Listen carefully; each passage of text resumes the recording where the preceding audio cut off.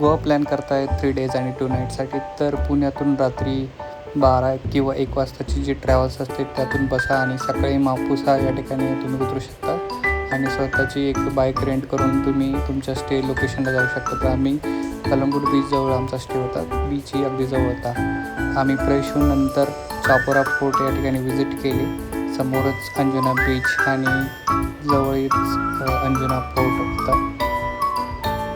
तर आम्ही ते एक्सप्लोर केलं आणि त्या ठिकाणी मार्केट पण आहेत, तर मार्केटला तुम्ही जाऊ शकता. अंजुना बीचवर आम्ही जे फूड वगैरे आम्ही एन्जॉय केलं आणि इव्हिनिंगला आम्ही बागा या ठिकाणी आलो. तर थोडा पाऊस असल्यामुळे त्या ठिकाणी आम्ही एन्जॉय केला आणि डिनरही व्यवस्थित झाला. त्यानंतर बागाजवळ असलेल्या चर्चला आम्ही व्हिजिट केलं आणि आमचा असा दिवस संपला. सेकंड डेला आम्ही मॉर्निंगलाच पंजिमसाठी निघालो. फक्त किती पंजिम सिटी एकदम क्लिअरिटी आहे आणि सकाळीच आम्ही पंजिमचे चर्च आणि जे जुने ओल्ड कॅफे ते एक्सप्लोर केले.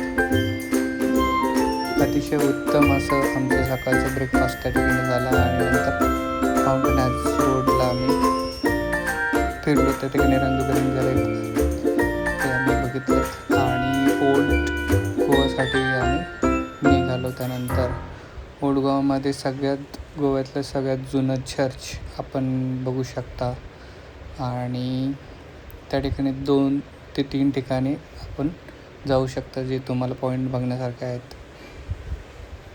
आणि इव्हिनिंगला परत कलंगूट बीचवर आम्ही आमचा डिनर एन्जॉय केला.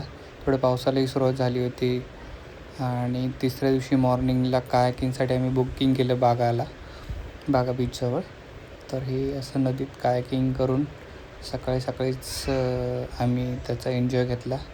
जास्त रश नसल्यामुळे आणि कमी गर्दी असल्यामुळे आमचं सगळं व्यवस्थित झालं.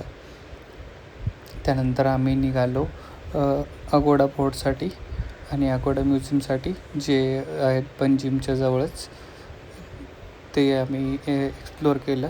त्यामध्ये तुम्ही बघू शकता की जुने पोर्तुगीनकालीन जे जेल्स आहेत ते त्या ठिकाणी आहेत आणि उत्तम असं व्ह्यू आहे त्या ठिकाणी आणि छान आतमध्ये त्यांनी म्युझियम वगैरे केले आहेत.